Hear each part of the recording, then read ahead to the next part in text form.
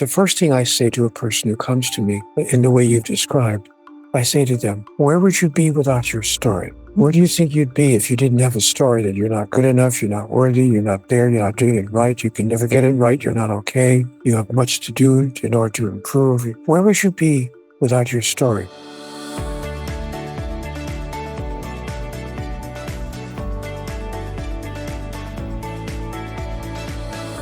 Welcome back to I Just Have to Say with Laura Max. I am here with an author I discovered when I was 19 years old, reading one of his books, Happier Than God, in my college dormitory at Northeastern University. Neale Donald Walsch, welcome to I Just Have to Say with Laura Max.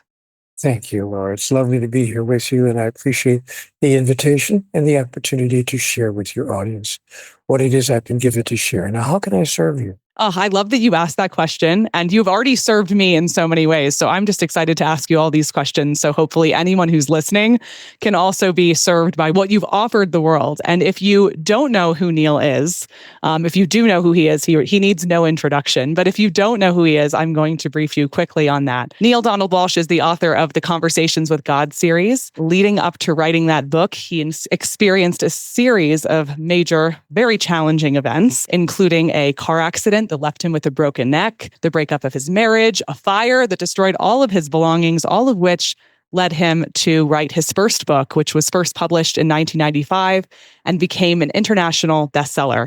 It remained on the New York Times bestsellers list for 135 weeks. 6 of his other books have made the Times list in the year since. He's published 40 books, and his works have been translated into 37 languages. And I am here to talk to him about his most recent book, which is called GODTALK, which it was an absolute pleasure to read. First off, Neale, what I love so much about you and what I love so much about you when I read Happier Than God, which was not your first book, but it was the first book of yours that I ever read. It really was my first introduction to the fact that I could have this connection with God that was very personal, because that certainly wasn't what I learned growing up, and it's not what most of us did. And it was essentially inviting me to have a friendship with God and to have a relationship with a God that was a God of love, a God that wanted what was best for me. I loved reading that book, and I loved everything that I learned from reading that book. I can only imagine what you have faced having written these books, having discussed your interactions with God, that you've probably received a lot of pushback. And you talk about that in GODTALK, that when you are open to an idea of a God that can actually speak to us, people are probably going to be a little bit skeptical. You've written 40 books. How have you managed to do that in spite of the fact that I'm sure many people have called you crazy in your life? Allowing myself to know that it doesn't matter what people say about me, either negatively or frankly positively. I mean, I don't listen to my own press releases and press clippings and press notices, either positive or negative. I share with you that I have received some negative pushback to what I've written, and I've received a bunch of positive pushback. You know what? I had to decide it very early in the process to simply ignore what people had to say about me and what the press had to say about me. I just let it be what it is. And I think it's the way we should be with other people. Allow them to have their own experience. And as long as they're not abusive about it, and deliberately harmful to me, but if it's just simply an expression of their opinion, fair enough. And so I say to people who dramatically disagree with me, fair enough. I have no need to convince you of anything. Stick with your beliefs, stand up for what you believe is true. And if we all stand up for what we believe is true in our hearts and do so non-violently, we'll create a better world virtually overnight. I'm so glad that you've done that, because I know so many people have benefited from what you've shared. And what's so interesting about the fact that what you share is not necessarily thought of as common knowledge, that we could have conversations with God. We don't tend to think of God that way. You talk about in your book, GODTALK, that actually, according to anthropological studies, 8 in 10 people believe in God, and that many agree that God spoke to famous biblical figures that we all know about. And in nearly every case in which someone believe they've spoken to God, they believe that they've been changed forever. And they, especially if they've put into practice what God has said to them. Now, if someone is listening to this and this idea of having a conversation with God or speaking with God is completely foreign to them, I want you to answer, what How does God speak to us? Because he's obviously not coming down and having conversations with us in English most of the time. You discuss this in your book. How does God speak to you? And how does God speak to all of us every day? You say in your book that God is speaking to us all the time. He's always listening and he's always responding. So I can imagine some people would hear that and say, what are you talking about? I've never experienced that before. What does that look like? How does God speak to us? I'm going to use the word communicate. Okay. How God communicates with us, because sometimes it's in the form of an actual sentence or two, or a thought that comes to us as a sentence or two, and we can even write it down if we choose to. Sometimes it's just a signal, an event in our life. The lyrics of the next song you hear on the radio.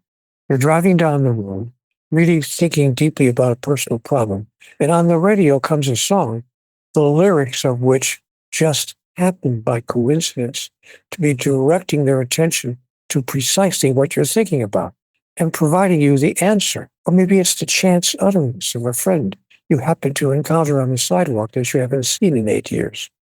And he just happens to say something. And you look at him and say, I can't believe you just said that. This has been worrying me for the past 5 weeks. Or maybe it's a conversation you overhear in the coffee shop. My point being that God communicates with us in 100 different ways across 1,000 moments in every one of our multiple lifetimes. And sometimes it actually does feel like a conversation. And we might even ask in our head, God, what do you think I should do about this? Or God, what do I do about that? I need some advice here. And sometimes we get a whole slew of thoughts in response. Now, not many people actually write them down. But I did, never dreaming that what I was writing down would ever become a book. Laura, I was having a very personal, private, singular experience. I never imagined anyone else would ever even learn about it, much less know what I was told. As you mentioned, I was going through an extremely challenging time in my life. And when I had what I called the triple whammy. I lost my relationship, I lost my job, and I lost my health, all within the same 10-day period. A lot to happen at once. It's a lot to happen at once. And it also begs the question, and something that I was going to ask you is, I'm sure people talk to you all the time. Hey, Neale, what does God say about why bad things happen to good people? Well, here you are, and you've experienced all of these traumas, right? And look what ends up happening. You write this book that's touched millions of people throughout the world. Do you feel like you've been given an answer to that? Because that I know when I talk to my rabbi, he always says that's the number one reason why people come into his office. They want to know why bad things happen to good people. They want to know why. They want an explanation. Do you feel like you've been given an explanation for that? Yes, I have, but it's a very unorthodox explanation that could rile up some people. I was told that bad things never happen to people. Oh, I love that. I was told that everything that occurs in your life, whether you call it welcome or unwelcome, serves you in terms of the agenda that you embraced when you incarnated into the realm of the physical. So that what I have learned since my conversation with God, I've learned how to embrace, to hold, and to respond as opposed to react. How to respond to every one of the events in my life, including those which are not so welcome. I love that. And I'm Jewish, and one of my favorite Jewish beliefs is that we are meant to take the highest possible meaning from everything that happens to us, which I think is a lot of what you just said. So if something happens to us, if something happens to us that feels really traumatic or really difficult, when I ask myself that question right away, okay, why is this happening and what can I take away from it that would benefit me or anybody around me? What's the highest good here? It often doesn't feel as bad as it would feel otherwise. And you have, in your book, GODTALK, you have a lot of people share their stories about their communications with God. And one that touched me so much, I cried reading it, so I'm not going to read it here, but it was about a woman who lost her son in a car accident during the pandemic. And she just couldn't, her two reasons for living, she used to say, were the divine and her family. And she said she felt like she lost both when she lost her son. And I also know somebody who lost a child who had a very strong spiritual connection, and she described it that way as well, that it was so difficult to have any faith or to hold on to any of her beliefs when she was experiencing that much pain. And this woman in your book goes under anesthesia, and she has this profound experience where she's reconnected with her son. And I think when things like that happen to people, of course, I can understand why you saying, well, I don't think bad things really happen would be a controversial statement. But at the same time, when we hear these stories about how people were able to get through these extremely difficult events in their life. And she says, I will never be the same. Grief is a forever experience. It just sort of changes shape. But she was able to take something out of it that was so profound. And she herself was diagnosed with breast cancer, and she just felt like she had this reason to fight and to keep moving forward. When she had this connection with her son, you say in your book that sometimes God speaks to us through our loved ones. And I've had an experience like that myself, which I'll share in a little bit here. But you say that God is talking to us all the time, and that a lot of people sort of push back and say, Neale, maybe it's my imagination. How do I know if it's my imagination or not? And you bring up song lyrics, and I'm laughing here because I'm thinking about this story I've told 100 times where I was thinking about starting a project and I knew it was a little bit too soon. Should I start it? Should I not? And I walked into a gas station. This was pretty recently, and the song Don't Rush Me was playing. And I immediately knew, oh yeah, I'm not supposed to start this project. And I'm sharing it with different friends of mine. My husband operates the same way I do. He was with me in the gas station. He's like, yeah, you're not supposed to start the project. He totally gets it. When I share this with other people, I don't know if they think I have a mental disorder or what have you. But when I think about it, it's like, well, maybe I do, but I still believe this. This is how God communicates with me, because he knows I'm going to take these things as him speaking to me. And you talk about this in your book. You say you might be imagining, but do you believe in what you are imagining? Can you explain that a little bit further? Because I love that you said that. Well, I asked God that question in my dialogue with God. I wrote down, it was a handwritten dialogue, of course. I never imagined anyone would ever see this. I'm just writing on my yellow legal pad in the privacy of my own bedroom. But I'm writing down, how do I know this is not just my imagination? And God said, what makes you think I wouldn't use your imagination? Why wouldn't I use every tool available to me? Where do you think Mozart's music came from? She said. Where do you think Michelangelo's art came from? Where do you think that any expression of genius comes from if it's not from your imagination?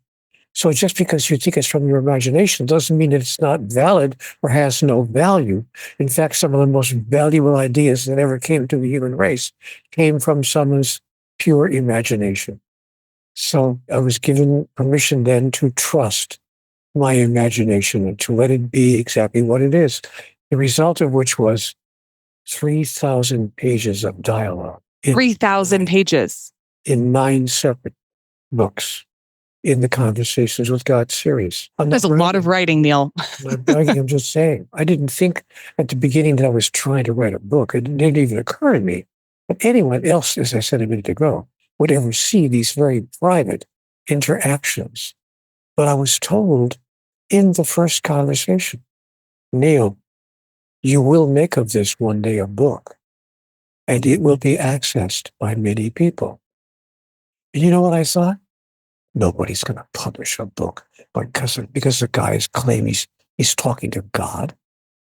So I sent my notes to a publisher on a dare. A dare? Seriously, who dared you? Did they get like a commission for your book sales? No, I was daring God.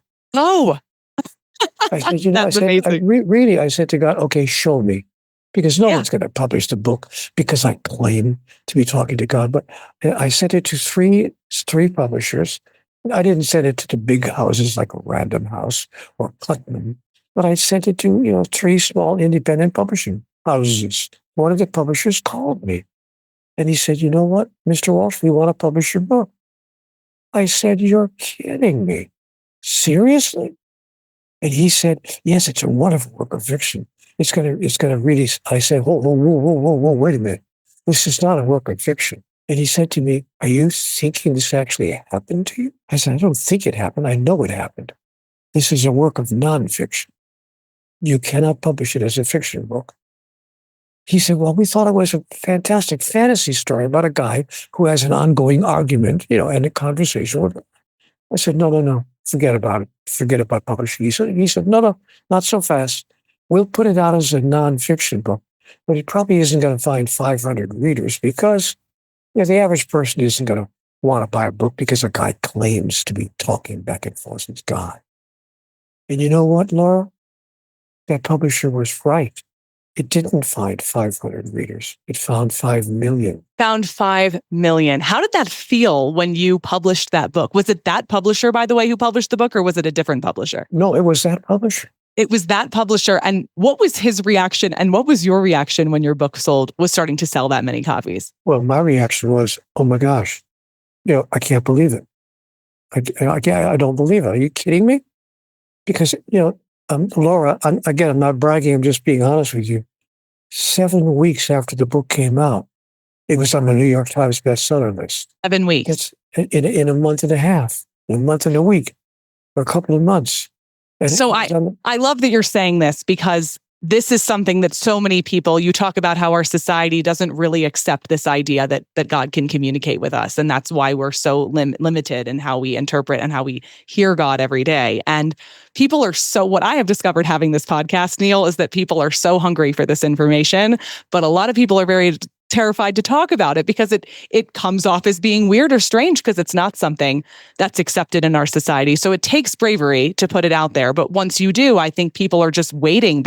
I think we recognize truth, Neale. I think when I was 19 and I was reading your book, none of my friends were reading spiritual texts in the dorm rooms at Northeastern just yet at 19. But I'm sitting here and I'm reading this book and we recognize truth. And you talk about that our intuition, our recognition, that is also the way that God communicates with us. And we see the truth and we hear it. And I find it so interesting that God communicated with you that you were going to write this book, but you still didn't really believe that it was going to be the bestseller that it was. And I'm talking to you today. And of course, I've been reminiscing and thinking about how I came to find your first book. And I remember seeing your face on the book jacket and like looking at you and thinking, I'm going to have a conversation with him one day. And I don't know when it is, but I knew that. And I probably just put that away somewhere. And then I started to follow you on Facebook. So I've been following you on Facebook for like 16 years now. And every time I saw one of your posts, I had this sort of feeling of, I should make a note of that so I can ask him about it when I talk to him. And something happened. You posted something a few months ago. And I saw these numbers. I don't remember what they were, but they're numbers that for me mean like something about communication or reaching out to you. And I was like, oh, well, whatever. I mean, I'm sure he's really busy. But I went to your website and I called a member of your staff, your scheduler, and she got back to me. And I thought, well, I knew exactly when I was supposed to reach out to you. I knew I was going to talk to you at some point. And, Oprah recently released, I just called her and left her a voicemail and she got back to me. And I thought, well, I knew exactly when I was supposed to reach out to you. I knew I was going to talk to you at some point. And, Oprah recently released a video about this, that her mother or her grandmother was, washing clothes in boiling water outside and she was cleaning houses. And Oprah was just kind of playing on the porch outside. And her mom looked at her and said, just you wait, you're going to be doing this one day. You should take notes. You should watch what I'm doing. And she just had this feeling like, no, I'm never going to do that. I already know that. And she didn't really know what that voice was, but she believed it and listened to it her whole life. And so I think the older I get, the more I listen to that voice and the more I do believe it as God speaking to me. But I know how rare it is to trust that voice, because where's the proof, right? Where's the evidence? I think people are always asking that question. So I share these stories with people that I have this intuition or this inner voice, or perhaps I hear song lyrics or see numbers that mean something to me. And I use that as a guide for what I'm going to do next. And some people totally get it. And other people probably think I'm totally nuts, although mostly they don't tell me that to my face. I think that what separates people from having faith or believing that maybe they are being communicated with by God is a lack of evidence. They feel that they need more evidence or they need more proof that God exists, because in the world that we live in, that's what we're always looking for. I can't imagine how many times people have asked you for more evidence and more proof. How do you know that it was God that was speaking to you? What do you say to that? And where do you lead people who are looking for more proof and more evidence? Well, how I know it was God speaking to me is because of what I was told. The information that came to me was, by and large, information, messages, if you please, that I never heard before from any other source. In fact, they were messages that directly contradicted what I was taught as a child and what my culture has shown me in my 20s, 30s, and 40s.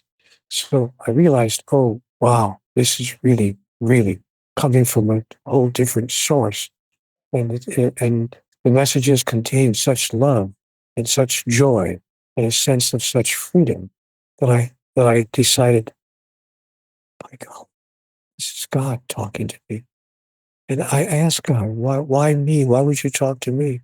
And God immediately answered, sweetheart, I talk to everybody all the time. The question is not to whom am I talking? The question is, who's listening? Who is listening? Have you started to be able to identify, not started, but I'm sure you've been practicing this for quite some time at this point, considering you published your first book in 1995. But I know for me, there's this loving voice that I know when it comes to me, it's the voice of God. There's also a very shame-filled negative voice that I have often misinterpreted as being God when it's not. Have you gotten pretty good at figuring out the difference between the two? Like, do you get this gut feeling when you know you're being communicated with? Yes, I do. And the messages that are coming to me from the divine are always messages of peace, joy, freedom, fearlessness, and love. And if you don't contain those characteristics, then I realize, that's a message that my mind is pulling out from somewhere else. You said that when you were interviewed on a morning talk show, someone asked you to summarize in 30 seconds, what does God want them to know about himself? That was Matt Lauer. Matt Lauer. Wow. I didn't know from the book that stayed anonymous, but Matt Lauer, I guess, asked you to summarize in 30 seconds. Yeah, we were on the Today Show, and to be fair to Matt, we had about a 9 or 10 minute interview, but he waited until the last minute. I guess the idea occurred to him. He said, Neale, if you really think you talk to God, what's God's most important message to the world? He said, could you put it in a paragraph or two? We only have 30 seconds. And I thought to myself, you little stinker, you would wait until we have 30 seconds left in the interview to ask me the most important question of all time. But of course. I thought, how am I going to answer him? And then God gave me the answer to give to him right then and there. So I looked at Matt and I said, Matt, I don't need 30 seconds. I don't need one paragraph. I can tell you God's most important message to the world in 5 words. So Matt Lauer looked at the TV camera and he said, with just a touch of sardonic flavor in his voice, ladies and gentlemen, Neale Donald Walsch with God's most important message to the world. Neale? I looked at the camera and I said, God's most important message to the world in 5 words? You've got me all wrong. You've got me all wrong. And what do you think? What do we have the most wrong about God? What belief that we have about God do you think is the most backwards? And what, if you could share with anyone now, what we should get right, what we should know about him, what would that be? What we've got God wrong about, the most damaging thing that we misunderstand about God is that we think that God is judgmental, condemning, and punishing. We think that God is needy, that God requires us to love, that God actually commanded us to love, that God commanded us to pay attention to what he's saying, that God made other commandments as well.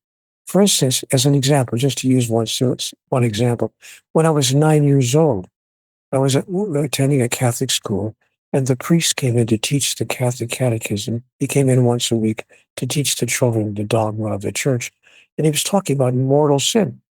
I said, what's a mortal sin? He said, it's a sin that's not forgiven if you don't go to confession. A priest can forgive you, but if you die, in the state of sin, you would go to hell forever. And of course, I'm 9 years old. I said, oh, wow. Can you give me an example, Father, of a mortal sin? He said, certainly, my son. Well, I thought he was going to say, murder or stealing someone's life savings or whatever. He said, it's a mortal sin if you miss Mass on Sunday. Oh my God, that had to be terrifying for you.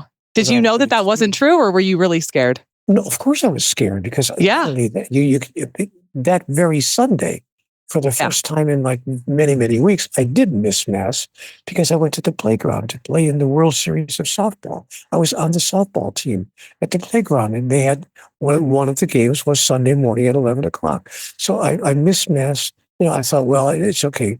And I went to play the game because I was on the team.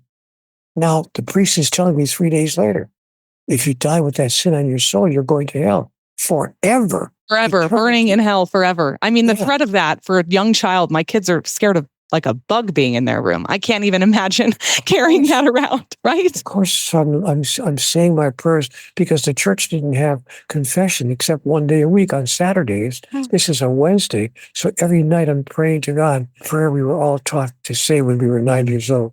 Now I lay me down to sleep. I pray the Lord my soul to keep. If I should die before I wake, I beg the Lord my soul to take. It's like, I'm lying there and shaking and quivering and crying out to God. I'm so sorry. I didn't mean to disobey you by missing church one Sunday in my life. Of course, I went to confession and I got absolution. And I could relax about that.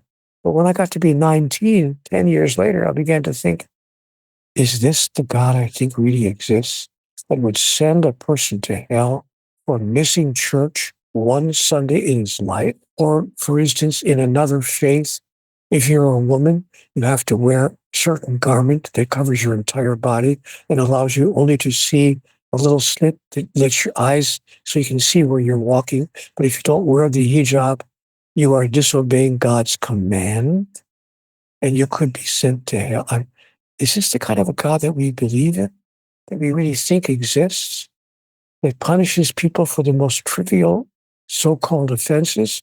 Or is it possible, just possible, that there's something we don't fully understand here about God and about ourselves and about life, the understanding of which would change everything? Before we continue with this episode of I Just Have to Say with Laura Max, this episode is brought to you by Styled by ALV. Styled by ALV brings you custom merchandise, styled events, and tablescapes here in Aspen, Colorado. From bridal and baby showers to corporate events, Styled by ALV specializes in branding and personalizing your celebration or gathering and making it an occasion to remember. If you want your friends and family to attend your Aspen gathering and never forget it because they brought home a piece of merch that they use all the time. I'm talking water bottles, hats, koozies, shirts, sweatshirts, cups, hats, you name it. Styled by ALV has it, and they're going to make it something your guests actually want to use and actually wear. They'll create a logo for your event. They'll come up with tablescapes that make your party absolutely gorgeous. You do not want to plan an event in Aspen, Colorado without Styled by ALV. If you want to work with them on your next event, you can head on over to Instagram, follow them at Styled by ALV, or visit their website, styledbyalv.com, and you can use the contact form to get in touch with them. Styled by ALV is your go-to resource for all things party planning in Aspen, Colorado. I viscerally relate to what you're sharing, especially that you were 19 when you started to question it, because I was exactly the same age. I know that, you were a young child when you heard this very terrifying piece of information that, I'm sure so many children still hear information like that. And I love that you brought up childhood, because one of the biggest sort of windows into my understanding of God. I have 3 children. I know you have tripled me in that. You have 9, but I have 3. And I look at how I feel about them, right? Which to me, I've always imagined is this microcosm of how God feels about all of us. And I look at what I want for them and the unconditional love that I feel for them. And there's no way that I could feel this for them and that God could feel all the ways that you were told he would feel if you missed mass, right? And I imagine, somebody once told me when I was 19 that they imagined God. They once saw a baby being carried by its mother on the subway, and the subway was just full of like crazy people, and it was really crowded and it was really chaotic, but the baby was just sleeping so peacefully. And the mom was just carrying this baby. And she imagines God as being that mother, just carrying her through everything and protecting her. And I also love to think of this visual of crossing the street when you're a child. When you're crossing the street as a child, you're not tall enough to see the incoming danger and the traffic. So you have a parent there standing with you who can see the cars coming and who can tell you when it's safe to cross the street and hold your hand and walk you across the street. I think of God as the same way. I believe that God sees things that I can't see and is there with my best interest in mind to protect me. I'm not 100% sure, and maybe you have some insight into this, where we got this sort of collective idea that God was standing on the throne, punishing all of us, waiting to give out his judgment. Of course, we got it from our religions. Laura, there are 4,243 religions currently being practiced on the face of the earth. It's true. That is true, but a lot of them, I mean, it's not necessarily, it's the religion, it's also the interpretation of the religion in a lot of cases. The majority of religions teach us of a God who is judgmental, condemning, and punishing. Not every religion, but the vast majority of religions do teach us of a God who is judgmental, condemning, and punishing. A God who has certain things that she or he needs to occur, and things that cannot occur. For instance, again, to give you another example, when I was a child, we were taught that eating meat on Fridays was a sin. A sin against God to eat meat on Fridays.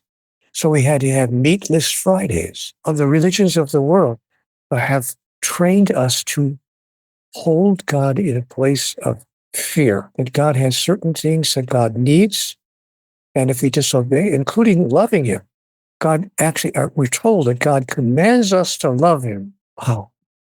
Wow. I hope I never have to command anyone to love me. Well, what I think about often is, yes, we do have these religions, but why did we so ferociously adopt them, Neale? Like, why did we decide to take them on? And as a parent, I theorize that the idea of having this sort of authority and control that we then, historically have also wielded onto our children as parents, I think that there has been this sort of sense of safety around that, or like sense of needing to control others and to be controlled ourselves. Do you agree with that? Of course, that's exactly why. Yeah, it's scary not to have that. And it for people. relieves us of the responsibility of having to determine, what our next decision should be, what our next choice should be, what our ideas around right and wrong should be. So, of course, we're grateful that religion at least takes that burden off of us and simply tells us, this is what's good, this is what's bad, this is what's right, this is what's wrong, and this is what you are commanded to do. Just obey the rules and you'll be fine. And so that's the reason. You had this Catholic upbringing, and you talk about having an interest in spirituality from a very young age, which I also really relate to.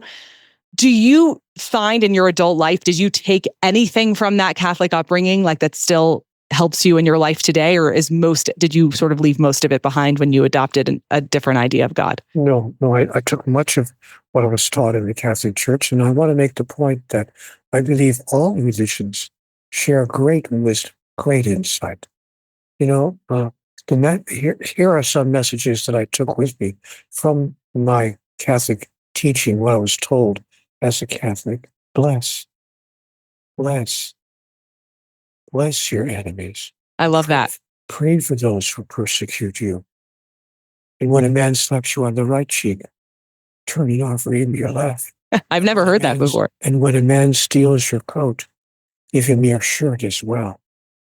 And when a man demands that you walk 1 mile with him, go with him 20. Oh, I love all of those. So how do we like make sense of that? How do we make sense of these beautiful, I've already mentioned this on the show before, but I'm Jewish, and I take so much from my religion every day. And I had to experience what I experienced when I was 19 in order to better be able to take in my religion and the beautiful things about it that I do love, because I was raised not in the exact same way as you, but I definitely was taught ideas about God that were very, very harmful to me and my understanding of myself and God and the world around me. And I had to relearn those things. So only later on, and I've talked about this on a previous episode with Rabbi Shais Taub, was I able to actually take in these beautiful parts of my religion that they're a huge part of my faith and who I am today.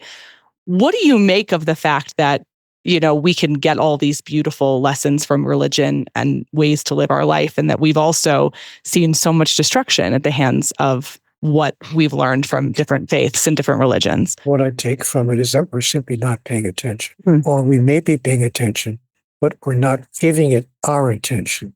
That is, we're paying attention, but we're not giving it intention. It's not our intention to behave in a way which produces the outcomes that we say we desire. Humanity is an interesting species. We say we want peace and joy and happiness and love and a fair chance and abundance for everyone. We say these things, but we don't act that way. The question is, what could cause us to behave in the way that we say will produce the outcomes that we pretend or declare that we wish to produce. You talk about people finding your book and your books or stumbling upon your work because they're ready for it or they've asked for it in some way. You talk about that in God Talk, and you've talked about it in your previous books. I remember reading about it in Happier Than God when I was 19. And I remember believing that. And I remember that feeling of, oh, like I had this question and this is the answer. I think a lot of people, I mean, this was certainly my story, reach out for books like yours on the shelf, perhaps because the messages that they've gotten about God and who and what God is have maybe caused them so much pain. That was certainly my experience in their life, that they're looking for a different answer. And I think what happens for a lot of us, what certainly happened for me, is that the voice of the authority figures in our lives, the voices of our parents, start to become the voice of God. And we start to get the two very, very confused, which is why, a lot of psychologists say, the way that you speak to your children is so very important because it becomes the voice in their head, which is true. I watch that all the time. The way we speak to them becomes the way that they speak to themselves. When you have been spoken to in your life in a way that has made you feel unworthy or has made you feel hopeless, how do you open yourself up to another way of being when you have lived that way, in many cases, for so long? I remember reading your book, and while I was reading it, feeling like, oh, I can breathe. Okay, I'm going to be okay. And then I'd put it down, and it was like my brain would go right back to the way that it had been functioning my whole life. And it took a lot of repetition for me to finally understand this new way of understanding God and knowing that God loved me. When people come to you and they've spent their lifetimes perhaps in one state of mind and they're hoping to shift into another, how do people do that? How do we change the way that we think every day? I ask them two questions. The first thing I say to a person who comes to me in the way you've described, I say to them, where would you be without your story? Where do you think you'd be if you didn't have a story that you're not good enough, you're not worthy, you're not there, you're not doing it right, you can never get it right, you're not okay, you have much to do in order to improve. Where would you be without your story? And we talk about that usually with individuals interactively for a while. Then I'll ask them the second question. When something unwelcome enters your life or occurs in your experience, what do you think that has to do with the agenda of your soul? And I invite people to ask themselves that question.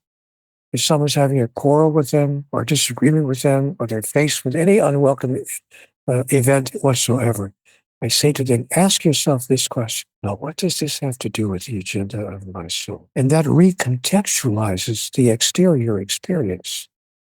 It allows you to consider it in an entirely new way. Of course, if we don't know what the agenda of our soul is, then we're going to have a problem. So what I help people to understand is that we all share the same agenda. The agenda of our soul is identical for all of us. In my understanding, I could be wrong, of course, but my understanding is that each of us are spiritual entities having come into the realm of the physical in order to experience and to demonstrate our true identity as individuations of divinity. And we are all therefore a part of God, as you say, that we're not separate. That's my understanding. We're not separate. Not only are we not separate from God, we're not separate from each other. We're not separate from each other. My oldest daughter said the most amazing thing. My father passed away a year and a half ago, and very shortly thereafter, my stepfather passed away. So all of my kids were getting like this fiery introduction to death, like rapid fire pace. And we were talking about it a lot. And I felt like I was having to explain to them, we've had a lot of loss recently. Ideally, that's not going to be the norm going forward. But I was reading books to them about death and trying to talk to them about it to make sure they understood what was going on, because they were very young at the time. And my oldest said, Mom, I think when people die, God gets bigger. And I said, well, what do you mean by that? And she said, I think, we go home to be with God and we just become part of him and he gets bigger. And I said, you really are a rabbi, kiddo. She's really amazing. It's incredible. But I believe that to be true as well. And then my middle daughter recently said, we were talking about God. We were talking about our spiritual journeys. And she said, Mommy, we come here on a great adventure. And then we get to go home. And I'm like, you're 5. I mean, it's like really amazing, but I totally agree with her. It's You really, know what? You it's know what true. they say. You know what they say. Out of the mouths of babes. Out of the mouths of babes. I mean, like, yes, you are correct, my dear. We do. We come here on this great adventure and we're in this body and we go home. And I think looking at things through that lens, you're saying when you get into an argument with somebody, when you have something difficult happen to you, for many, many years now, I've been looking at those experiences, not as the experiences themselves, but as, okay, what am I learning from this? Why is this person in my life? Why am I getting this exact same client over and over again in a different body? Like, why is this type of person continuing to come into my life and what do I need to learn from it? Instead of looking at it the way I think societally we look at a lot of things, which is this is a problem and I need to make it go away. I need to like cut myself off from it. I think I've learned that it does keep coming back until we learn from it. And speaking of relationships, you do talk in your book about spousal relationships, about partnerships, and about the way that we treat each other in those relationships. And do you believe that what God wants for us and the way that we are supposed to treat each other is similar to the way that God feels about us? Do you believe that we're meant to give each other unconditional love at all times? I mean, what does that look like? You talked about it briefly in your book, but I wanted to ask you more about it. Well, first of all, I don't think that God wants us to behave in any particular way. That God might have a desire for us to do so. And there's a semantic difference in the use of those words, but without getting into a long I trust you. Go ahead. But I think that pure love means that we love without needing, requiring, asking for, and expecting, or even hoping for anything in return. Yes. And now that would just pause for 1 second. Now that is beautiful and also very like counter to what we are taught about relationships, societally speaking. Sure, because we think that love is a quid pro quo. Oh my God. Yes, we do. Like everywhere, everywhere we have legal agreements that like detail the quid pro quo in many cases. I mean, that understanding of love is everywhere. And so I was reading that and I thought, man, I have to ask him if he believes that in every type of relationship up to a marital relationship, we're supposed to really love without expecting everything in return. Do you believe that? Including a marital relationship. Including. Yes, that's what I meant to. Up to the level of and including. Yes. Yeah, including. Yes. So that I think right there is going to be mind blowing to a lot of people. It took me a long time to remember that. Well, yeah. I've come to be my present marriage. Is in its 17th year, but for me, that's a record because I had previous marriages. It didn't last 2 or 3 years. Yeah. So, but I got to the 17th year in my present marriage because I decided, you know what? I do not require or need or even hope for anything in return from this person because my love for her has to do with who she is. Not who she makes me, not what she gives. I don't love her because of what I can get out of her. I love her because of just standing there across the room all by herself. I totally adore who she is at every level. I don't need any of that to flow back to me in order for me to continue loving her. And that's the way God loves us. God does not need our love in return, much less command it. Yeah. I remember always getting like a very uncomfortable feeling with the word, I don't want to say the word worship, but maybe it is the word worship. Just this idea that I needed to exactly what you're saying, and I'm not articulating it in the right way, but I didn't like this idea that it was a quid pro quo when it was God. I kind of understood that at a very young age. I'm like, you're this sort of fountain of unconditional love for me, a mere mortal over here. And I don't know how I'm supposed to do all that. I mean, I was getting those messages when I was very young. And so that little feeling in my gut is one that I've learned to listen to much more strongly over time.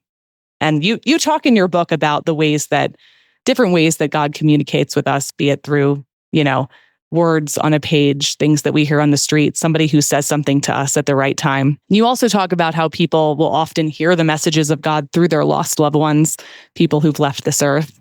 I have this incredible story that I had to share because I thought of it when I was reading your book. When my father passed away, I immediately hired a medium. I couldn't wait to chat with him after he died by hiring a medium because when he was dying, he wasn't really there anymore. So I was like, kind of like, as he was going out, I'm like, okay, I'm calling this person the second you're gone, so we can chat because I really miss you. So he died. I was there when he died. I waited probably a week I reached out to someone who was referred to me as being an excellent medium. I had never reached out to a medium in my life, but I was very open to the idea. I spoke to her. She asked me if my father's name was Robert, which it is. I don't know how she would have known that. So she lives in London, knows absolutely nothing about me. She starts telling me about my dad. I immediately start crying, like everything you see on TV when people are talking to mediums. We have this amazing experience, and he basically tells me everything I already knew. I just wanted to hear him say it. And it was a wonderful experience for me. And I figured this is the last time I'm ever going to talk about this or talk to a medium about my father.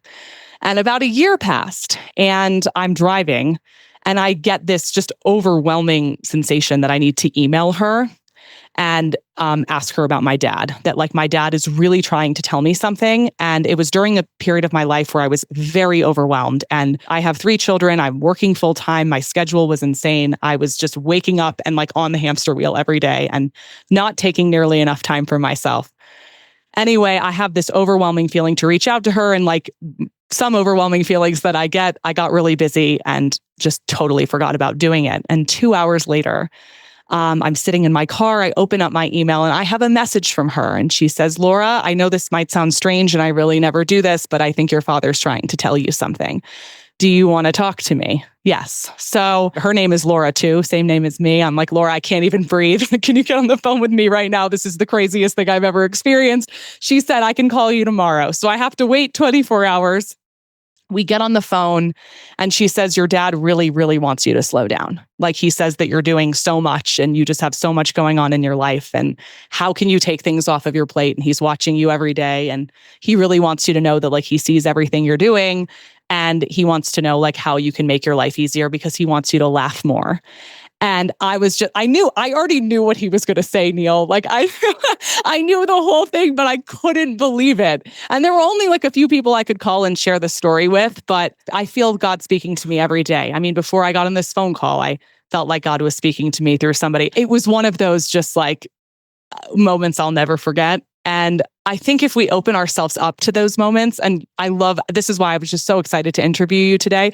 If we open ourselves up to those moments, if we allow for that in our life, like that is the portal to having them and to really experiencing the miraculousness of that, because I completely believe you and I completely agree that God really is trying to speak to us all the time. Not just trying, but actually succeeding. The question is not whether God is succeeding in communicating with us all the time. The question is whether we are succeeding in opening to that communication. I love that. Well, the last question I'm going to ask you in that case is, if we're hearing this for the first time, if this is totally new information and a totally new worldview, what would you recommend for somebody who has never listened, who is interested in listening? Where could they start? Well, they could decide that there's more going on here than meets the eye. They could take a close look at life and say, wait a minute. This isn't quite as simple as I thought it was. And there's more happening here. Then they could decide that it's possible. The first step would be to acknowledge the possibility that there really is an entity called God, or Allah, or Yahweh, or Brahman, or whatever word you want to use to describe the higher power. And that not only is it possible that the higher power exists, but it's possible that this essence will speak and is speaking to all of us all the time. So that's the first step, stepping into the possibility that it could exist, that it could in fact be true. Then the second step would be worthiness, to accept, maybe God does talk to people like Moses or Muhammad, bless his holy name, or Jesus, or whoever we think that God talked to, but God wouldn't talk to me. Yeah, I mean, he may talk to the Pope, but he's not going to talk to me. So we have to accept our worthiness. And that's a huge thing for most people to accept. I am worthy to be spoken to directly by the source of divinity in the universe. And then we take the step of willingness to decide that we are willing to do so, in spite of the fact that people will think we're crazy if we share it with anybody. But we're willing to do it anyway. And in fact, some religions will do more than think that we're crazy. Some religions will tell us we are blaspheming, that we are an apostate, that we are a heretic, and they will accuse us of heresy. So we have to be willing to overcome the cultural bias against such a notion. Then we take the fourth step, which is wakefulness. Stay awake. because God is communicating with us in 100 ways across 1,000 moments in 1,000,000 lifetimes. And then the fifth step is to accept the messages we are receiving. Don't reject them and say, it's just my imagination. But accept the messages that we are receiving, the lyrics of the next song you hear on the radio, as was mentioned, whatever it might be, the coincidence of getting an email from that person. Wait a minute, there's more going on here than meets the eye. So I think those are some steps that we can take. And I love what William Shakespeare wrote in the play Hamlet, what he said when he wrote in the dialogue to Horatio.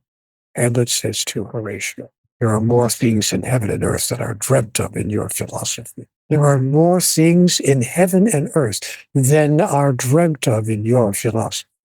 So what kind of advice would I give people? Consider the possibility that we don't have all the answers, that there's something that we could add to our data bank that would expand our life beyond anything we could have previously imagined. I promise you, folks, there's more going on here than meets the eye. How is God communicating with us? How does God tell us what's true, that even God talks to us? Consider the possibility that this very podcast you're listening to falls into that category. I love it. I love it, Neale. Thank you very much. Thank you for being my guest. It has been such an honor to have you on, truly. Well, I've enjoyed being here with you, and I appreciate the opportunity to share my experience for whatever value it might have, even if those disagree. Even if a person disagrees with everything I've said, at least they've been placed more closely in touch with their own inner truth, and that itself is a service. So thank you for the opportunity to share this time with you. I love that. I love that. Thank you all so much for joining us today. You've been listening to I Just Have to Say with Laura Max. If you would like to purchase Neale's book, God Talk, or any of the others, I will put the link in the show notes to his website and to his new book and to his Facebook page, which I have been loyally following for a decade and a half. Thank you again, Neale, for coming on the show, and I look forward to joining you all again next time. Wonderful. Bye for now. Thank you so much, Neale. You were wonderful. Truly.